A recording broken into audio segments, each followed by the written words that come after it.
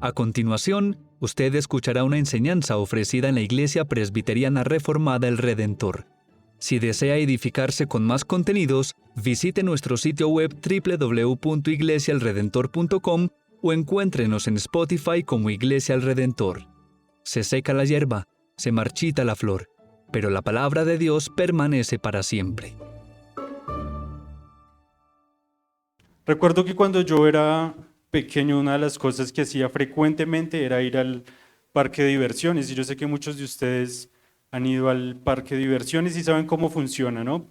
Esto tiene que ver con tiquetes, ¿no?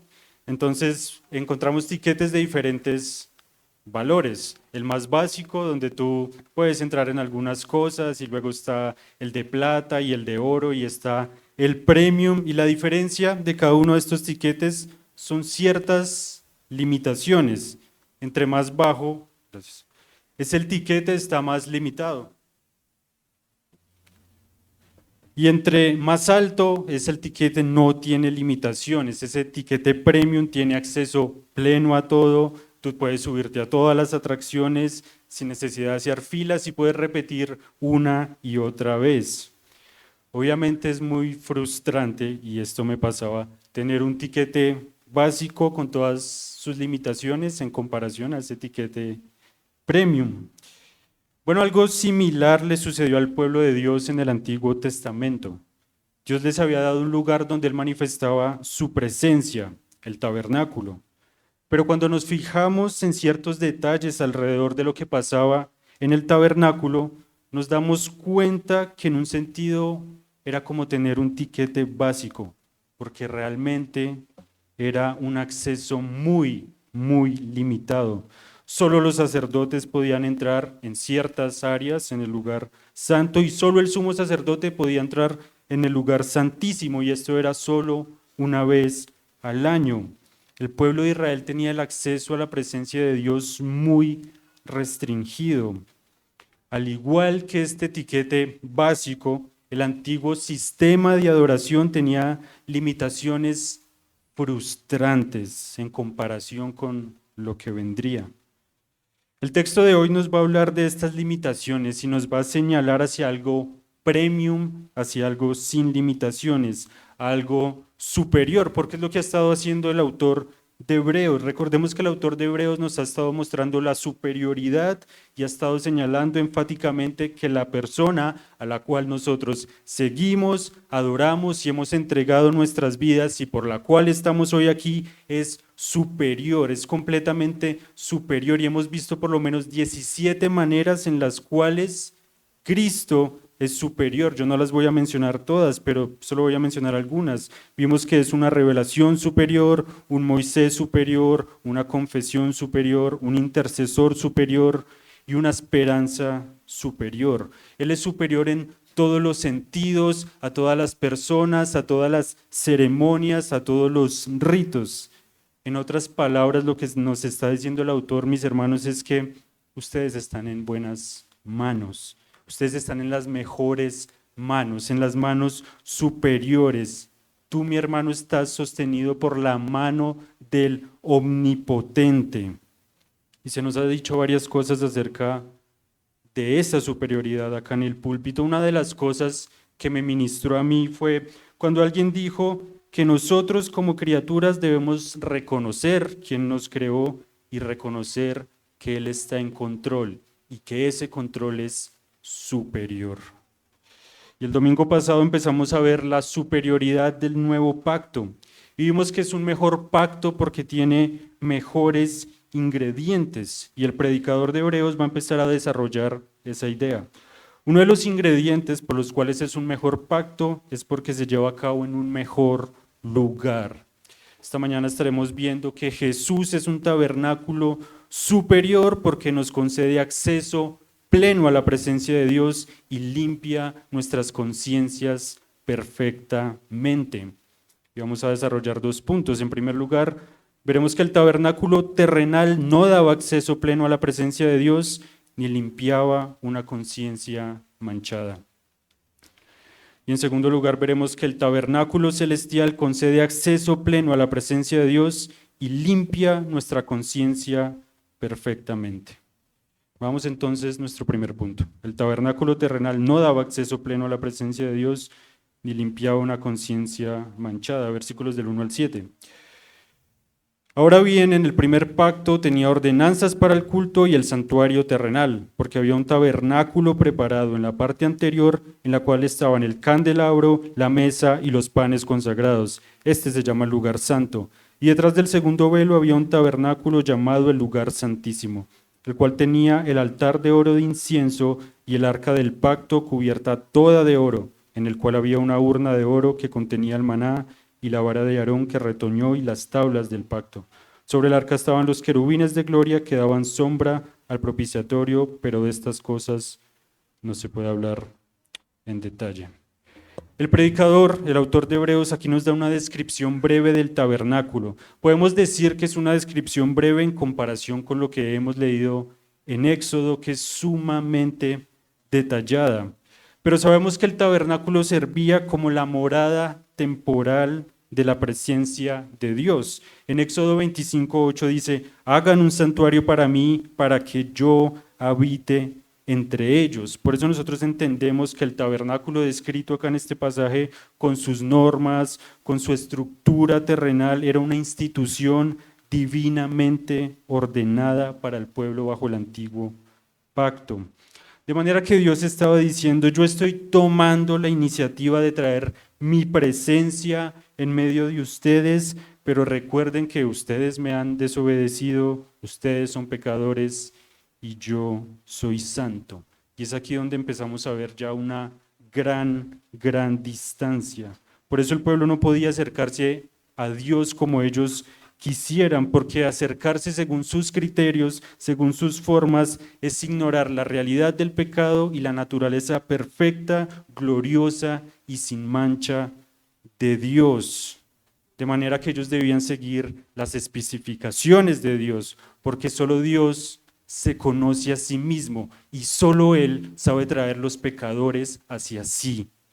El pueblo de Dios no debía adorar como lo hacen los paganos, mientras que todos sus vecinos idearon muchas religiones, distintas formas de acercarse a lo que ellos creían que era la deidad. El pueblo de Dios no podía especular con eso, no podía innovar, no podía experimentar. Ellos no podían elegir qué tipo de casa vamos a hacerle a Dios, ni qué tipo de objetos vamos a poner dentro de esa casa. Por eso el autor dice que el primer pacto tenía ordenanzas para el culto y un lugar para el culto, el santuario terrenal. Ellos no podían adorar a Dios como quisieran. El único Dios verdadero estaba dando la única manera verdadera de acercarse a Él.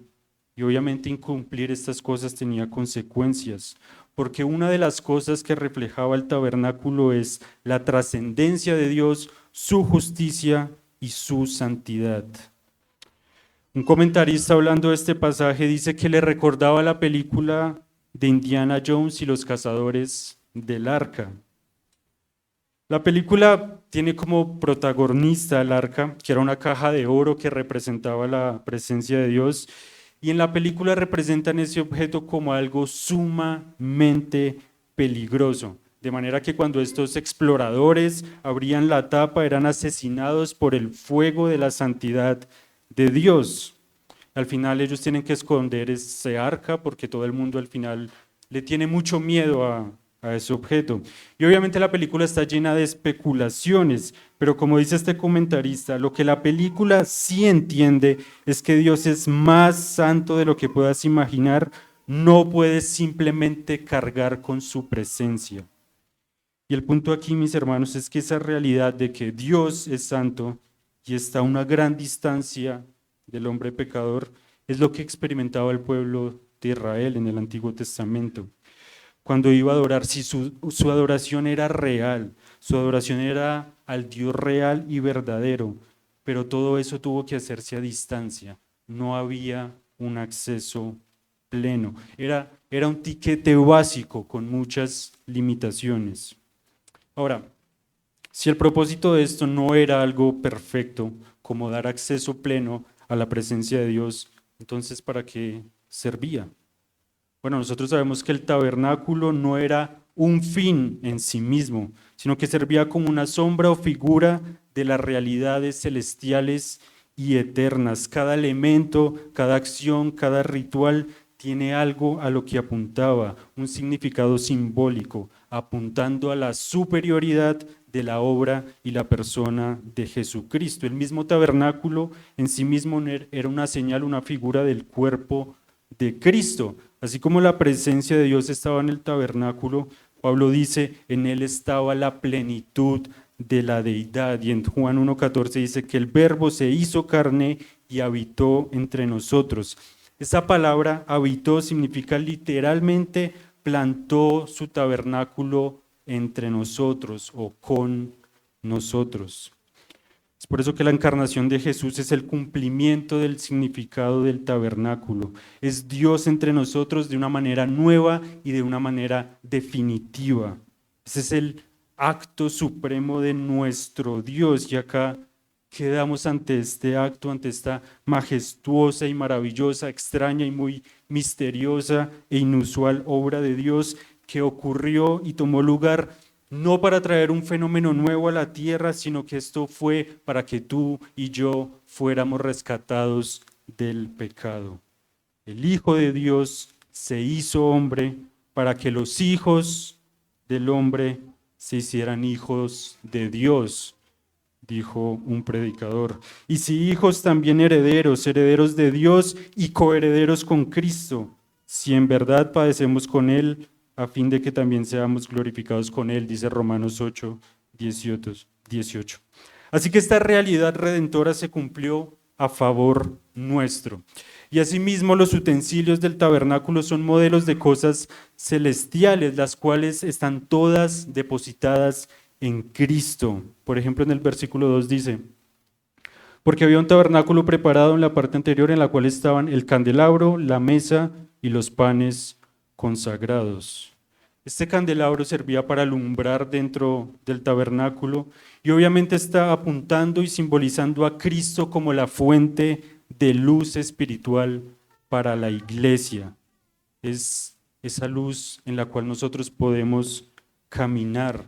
Mis hermanos, la época en la que estamos es una época llena de confusión. Son muchas las tinieblas que hay ahí afuera. Hay mucha verdad mezclada con error. Nosotros necesitamos su luz y necesitamos ser guiados por ella todos los días, porque conocer su voluntad requiere de su luz y debemos depender de eso. El que me sigue no andará en tinieblas, sino que tendrá la luz de la vida. La mesa y el pan están allí como una señal de que Dios nos invita a tener comunión con Él. El pan es un símbolo de su provisión continua y su protección perfecta. Se nos dice que estos cristianos judíos estaban siendo rechazados para los trabajos por ser cristianos.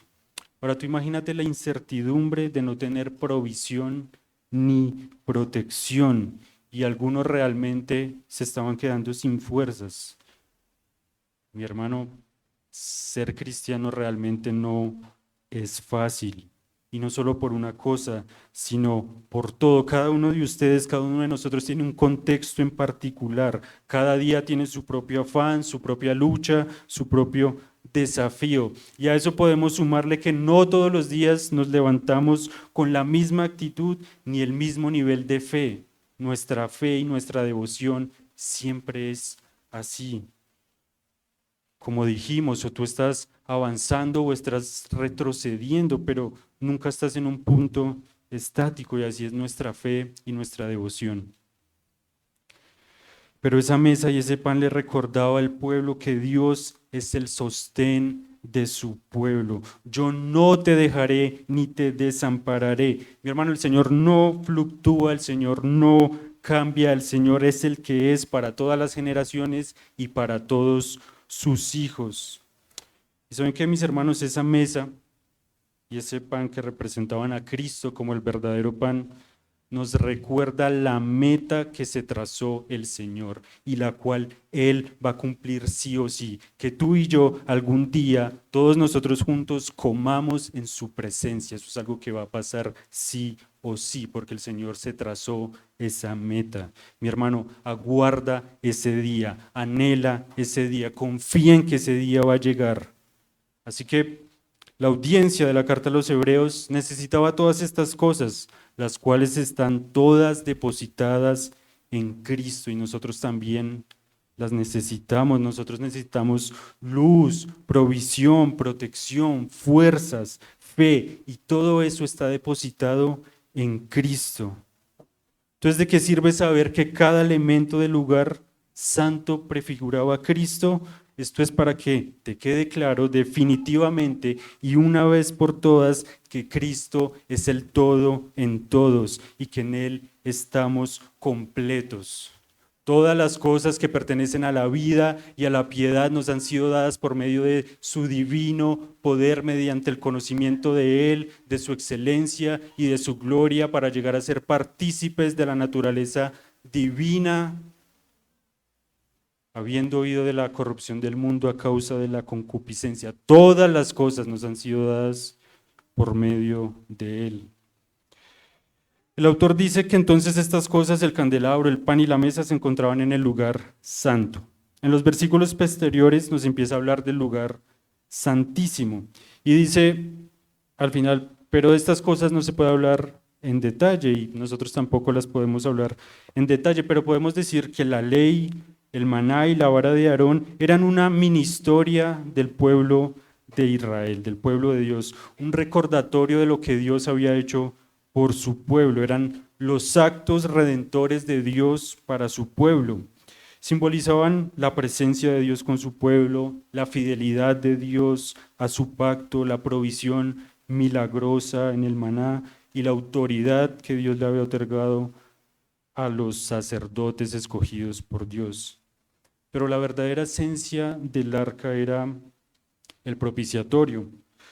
Un teólogo lo describe como el utensilio más glorioso y misterioso del tabernáculo. Este utensilio representaba el trono de Dios. Este era el lugar donde el sumo sacerdote rociaba la sangre en el día de la expiación. Entonces tenemos la descripción del lugar santo y del lugar santísimo, pero también a los sacerdotes y al sumo sacerdote, versículos 6 y 7. Así, preparadas estas cosas, los sacerdotes entran continuamente al primer tabernáculo para oficiar en el culto. Pero en el segundo solo entra el sumo sacerdote una vez al año, no sin llevar sangre, la cual ofrece por sí mismo y por los pecados del pueblo cometidos en ignorancia. Yo creo que este es un pasaje sumamente deprimente, sumamente triste, porque está lleno de limitaciones, de barreras y de restricciones. Noten que el pueblo no podía entrar al lugar santo, solo los sacerdotes, y solo podía entrar al lugar santísimo el sumo sacerdote, y esto una vez al año, y tenía que hacer preparaciones y sacrificios para luego llegar frente a un velo y preguntarse y empezarse a cuestionar: ¿qué estoy haciendo aquí? Este velo representaba la separación de Dios y el hombre por el pecado. Y él creo que se preguntaba: puede que no salga de aquí con vida. Él tenía que hacer esto con mucho cuidado. Ahora imagínate que eres sumo sacerdote, estás a punto de entrar al lugar donde la presencia de Dios está, al trono de Dios, y esto nos recuerda a lo que Isaías vio en el trono de Dios. Él dice que era sublime, que habían serafines, seres gloriosos y sin pecado, pero estaban cubiertos ante la gloria de Dios y ellos cantaban que Él es santo, santo, santo, mientras temblaban todas las cosas ante la majestad de Dios. Isaías no pudo disfrutar de eso. Él dijo: ay de mí, que yo soy un hombre pecador. Y ahí estaba el sumo sacerdote frente a ese velo diciendo: ay de mí, que yo soy un hombre pecador. Y yo creo que se preguntaba cosas como: ¿cómo estuvo mi semana? ¿Qué tan obediente he sido? ¿Yo realmente soy santo? ¿Será que realmente este sacrificio que estoy ofreciendo es suficiente? ¿Saben qué es eso? ¿Sabe qué se estaba cuestionando él? ¿Por qué? Por su sentido de culpa. Eso es tener una conciencia manchada, no estar libre de culpa. Entrar a la presencia de Dios para el sumo sacerdote era muy, muy complicado. Para una persona común y corriente, querer entrar en la presencia de Dios era imposible bajo el antiguo pacto. El pecado y la culpa no eran removidos. Simplemente no puedes entrar a la presencia de Dios, tener comunión con Él en un estado donde tu pecado y tu conciencia no son completamente limpios. Y es por eso que estas cosas debían repetirse una y otra vez. Esto no se solucionaba. Y el punto es este: el pecado y la culpa crean una distancia imposible para cualquiera. El autor nos está diciendo esto: tú quieres adorar a Dios de una manera que implique acceso pleno a la presencia de Dios, sin pecado, sin mancha, tú no puedes. Esto solo puede ser a través de alguien superior. Es por eso que nuestro segundo punto es este: el tabernáculo celestial concede acceso pleno a la presencia de Dios y limpia nuestra conciencia perfectamente. Versículos del 8 al 10. Queriendo el Espíritu Santo dar a entender esto, que el camino al lugar santísimo aún no había sido revelado, en tanto que el primer tabernáculo permaneciera en pie. Esto es un símbolo para el tiempo presente, según el cual se presentan ofrendas y sacrificios que no pueden hacer perfecto en su conciencia al que practica este culto, ya que tienen que ver con comidas, bebidas y diversos lavamientos, ordenanzas para el cuerpo impuestas hasta el tiempo de reformar las cosas. Todo esto que vimos anteriormente es la enseñanza que el Espíritu nos quiere dar. El Espíritu quiere mostrarnos a Cristo y testificar de Cristo. Es por eso que el Espíritu Santo es un gran maestro, y por eso alguien dijo que era el maestro de la verdad, y el Señor Jesucristo dice: Él os guiará a toda verdad. En otras palabras, el ministerio, la persona del Espíritu Santo es fundamental. Y yo quiero resaltar dos cosas de su enseñanza. En primer lugar, es que el tabernáculo, los elementos, los ritos y las ceremonias están diseñadas con una profunda sabiduría divina, por la sabiduría del Espíritu Santo, y tiene como propósito instruir a la iglesia en la fe y en la obediencia. Detrás de todo esto que leímos está la sabiduría divina, que estableció en todas las cosas algo más allá que esto externo que estamos viendo. Como nosotros vimos, y aunque no pudimos profundizar, cada elemento está lleno de significado espiritual profundo, diseñado para enseñarnos cosas eternas. El tabernáculo no es solo una obra de arte arquitectónico, y lo es bello, pero es una revelación de la sabiduría del Espíritu Santo. Cada detalle que prefiguraba a Cristo es una muestra de eso: la luz, el pan, la mesa, la vara, la ley, el maná, nos muestran a Cristo. Y yo me pregunto, ¿dónde está la sabiduría del hombre frente a estas cosas tan grandes? ¿Cómo nos reducen los misterios del Señor a nosotros? Son sumamente gloriosos. Por eso Pablo dice: oh profundidades de las riquezas y de la sabiduría y del conocimiento de Dios, cuán insondables son sus juicios, inescrutables sus caminos. Pues ¿quién ha conocido la mente del Señor? ¿O quién llegó a ser su consejero? ¿O quién le ha dado el primero para que se le tenga que recompensar? Porque de Él, por Él y para Él son todas las cosas, al sea la gloria para siempre. Amén. Esto lo dice Pablo ante las mismas realidades eternas que nosotros vemos cada domingo.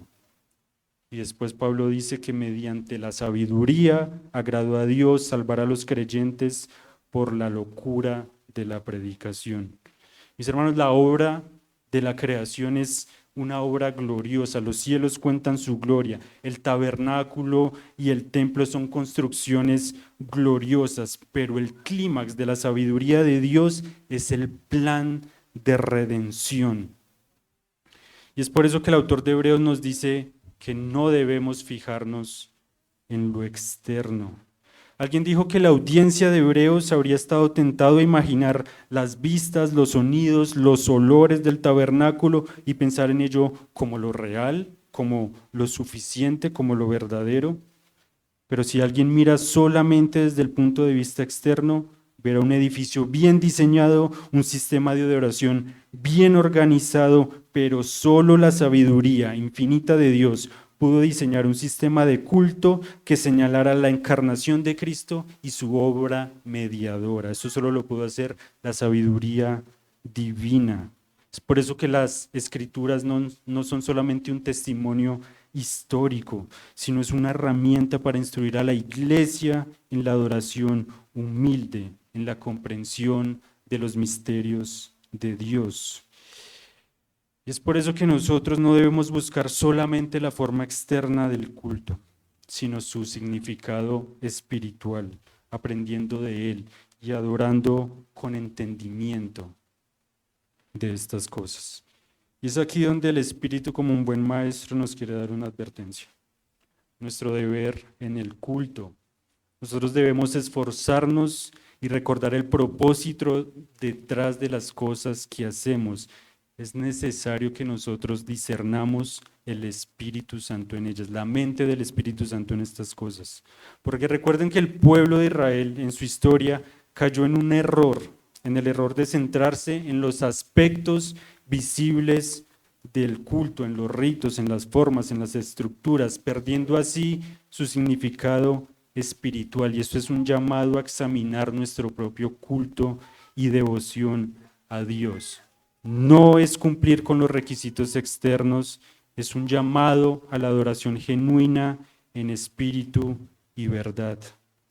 Decía John Owen esto: la peor forma de desprecio hacia Dios ocurre cuando se reduce al culto a una serie de formas externas sin reconocer su relación con realidades espirituales y eternas. Esto es una señal de dureza de corazón, es una señal de declive, es una señal de apostasía. Mi hermano, este es un momento de autoexamen, porque acá cada domingo se están hablando cosas espirituales que tienen un valor eterno. Muchas de estas cosas van a repercutir en tu alma para toda la eternidad. Ser apáticos a todo esto es tener el corazón lleno de incredulidad. Cada cosa que se dice y se hace acá tiene un valor eterno. Esto es crucial, no solo para el que habla, sino para el que escucha. El Señor Jesucristo dijo: yo os digo que toda palabra vana que hablen los hombres darán cuenta de ella en el día del juicio. Esto es para los que hablan. Por tanto, tened cuidado de cómo oís. Esto es para los que escuchan. ¿Por qué es tan crucial y tan importante lo que hacemos acá? Es porque Cristo murió y resucitó para que todo lo que se hace acá hoy sea posible, mi hermano. Tú estás acá porque Él derramó su sangre. Esto no es producto del hombre, esto es por la sangre de Jesucristo. Y quiera Dios que no estemos menospreciando ni una gota de su sangre. Porque el Espíritu Santo está acá dando testimonio de la obra de Dios por medio de Jesucristo y te ha hecho a ti partícipe de estas cosas, no como un espectador, como decía Natán hace un tiempo, que el pueblo era un espectador de algo que ni siquiera podían ver en su totalidad. Ellos no podían ver lo que estaba pasando adentro, pero se gloriaban en eso. Cuando ellos veían salir al sumo sacerdote decían: el Señor aceptó nuestro sacrificio, pero debemos volver el otro año. Eso es un tiquete básico. ¿Sabes qué es lo premium, mi hermano? Que tú eres partícipe de la sangre de Jesucristo y de su cuerpo y partícipe de su resurrección, partícipe de su herencia, partícipe de su servicio, partícipe de su adoración, de su vida, de su espíritu. Ese es el reino celestial y eso empieza aquí. Si perdemos la perspectiva de eso, vamos a hacer de todo esto un ritual. Y mis hermanos, es por eso que para muchos es aburrido. Es por eso. Porque no estamos entendiendo el significado espiritual que hay detrás de todo eso. Tu mente y tu corazón deben estar en sintonía con Dios. La otra enseñanza clave que nos da el Espíritu Santo es que el Espíritu Santo nos enseña que la verdadera distancia entre Dios y el hombre no es por el espacio, no es por el tiempo. La verdadera distancia tiene que ver con la culpa, con una conciencia manchada. Versículo 9. Esto es un símbolo para el tiempo presente, según el cual se presentan ofrendas y sacrificios que no pueden hacer perfecto en su conciencia al que practica este culto. Una conciencia manchada, la culpa, es un gran obstáculo para entrar a la presencia de Dios. Y es un impedimento en sí misma, pero también la culpa nos susurra muchas cosas.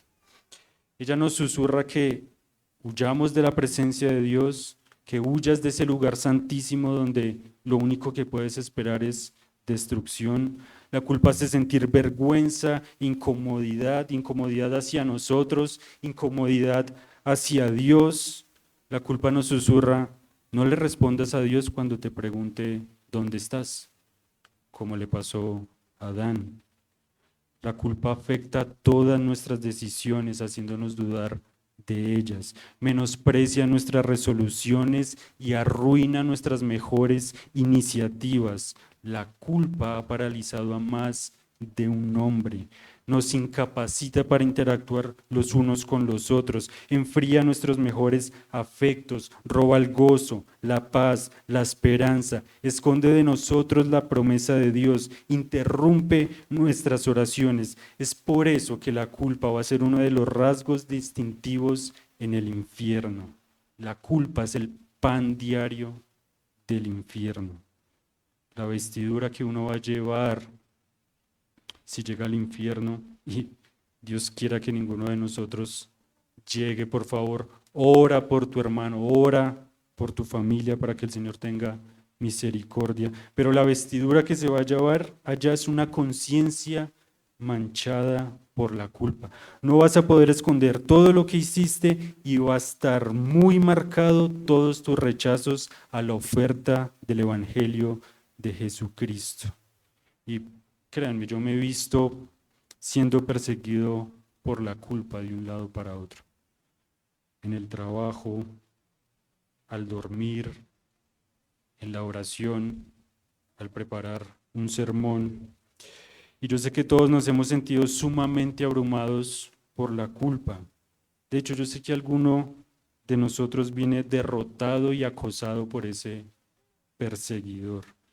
Pero tú no necesitas esconderte ni alejarte, tú necesitas enfrentar la culpa con el Evangelio de Jesucristo. Escucha estas promesas: la sangre de Jesucristo te limpia de toda maldad, ya no hay condenación para los que están en Cristo Jesús. Y una promesa que nos va a hacer Hebreos constantemente de ahora en adelante: cuanto más la sangre de Cristo, el cual por el Espíritu eterno se ofreció a sí mismo sin mancha a Dios, purificará vuestra conciencia de obras muertas para servir al Dios vivo. Si la culpa susurra y susurra, pero el Evangelio es un trueno y una trompeta frente a ese susurro. El Evangelio dice: ven, descansa, ven, confía, y por medio del Evangelio tú puedes decir: aquí estoy, Padre, en Cristo, en su justicia, yo ya no me escondo, más bien vengo y te alabo. como dice el himno. La cruz donde Cristo murió es refugio de paz y de amor, es manantial de gracia eternal, profundo y sublime, que limpia del mal. Lugar hallarás allí. Millones habrá, mas hay un lugar para ti. El antiguo pacto no podía perfeccionar la conciencia del adorador. No podía sondear las profundidades y cambiar el corazón. Esto es un gran contraste que vemos entre los dos pactos. Gracias a el Señor Jesucristo podemos entrar plenamente a la presencia de Dios con confianza. Ya no estás frente a ese velo con miedo y con temor, no tienes dudas con si respecto al sacrificio fue suficiente. En Cristo tenemos la certeza de que somos completamente aceptados. No hay duda de que tú y yo somos bienvenidos al lugar santísimo. A la luz de esto, mis hermanos, no vale la pena volver atrás. A la luz de esto, ¿qué sentido tiene seguir cosas inferiores? ¿Qué sentido tiene seguir aferrado a cosas que son inferiores? Esa superioridad de Jesús, si es real en nuestro corazón, debería desvanecer nuestros ídolos, desvanecer muchas de nuestras metas, muchos de nuestros anhelos que realmente no se alinean con esa superioridad. Y es lo que ha estado haciendo el autor de Hebreos. Él pone cosas que son en muy alta estima, de muy buen nombre, pero que son inferiores versus lo que representa la persona y la obra de Jesucristo. Es por eso que su invitación domingo tras domingo es: hermanos, descansen en esa superioridad, confíen en esa superioridad, alégrense en esa superioridad, vivan en esa superioridad y vivan por esa superioridad. La superioridad de Jesús debe tener implicaciones en tu día a día. De manera que si tú recibes estas cosas por fe, vas a tener una vida superior, no más cómoda ni más fácil, pero sí superior. Tú tienes acceso a Dios plenamente, todos los días, en todo momento, para cualquier circunstancia. Acércate al trono de la gracia continuamente. Dios quiere que nos acerquemos a Él. Todo esto acá no era un formalismo, todo esto demuestra la intención de Dios de proporcionar un modo que nos acerquemos a Él. Un modo. Dios mismo estableció el camino para acercarse a su presencia, solo uno. Aunque este texto, el nombre de Jesucristo no fue mencionado, todo Cristo estuvo en este texto. Y ojalá nuestra vida fuera igual que este texto, llena de Cristo. Solo Cristo nos concede acceso pleno a la presencia de Dios. Y ese mismo camino a la presencia plena de Dios es el mismo camino que se nos presenta para el pan y el vino, que son símbolos del cuerpo y la sangre de Cristo y también verdadero alimento espiritual. No olviden que detrás de estas cosas hay realidades espirituales y eternas. Nosotros estamos cerca físicamente del pan y el vino, pero si tú no te has arrepentido genuinamente, creído de todo corazón en la superioridad de Jesucristo, tú estás espiritualmente muy lejos de esa mesa. Arrepiéntete y cree en este Cristo superior. Y tú, mi hermano, mi hermana, también arrepiéntete y pídele a Dios que te ayude a vivir para Él.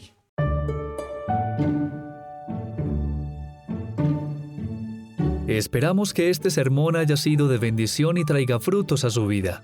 Lo invitamos a visitar nuestro sitio web www.iglesiaelredentor.com y a edificarse con más de nuestros contenidos en Spotify. Gracias por escuchar.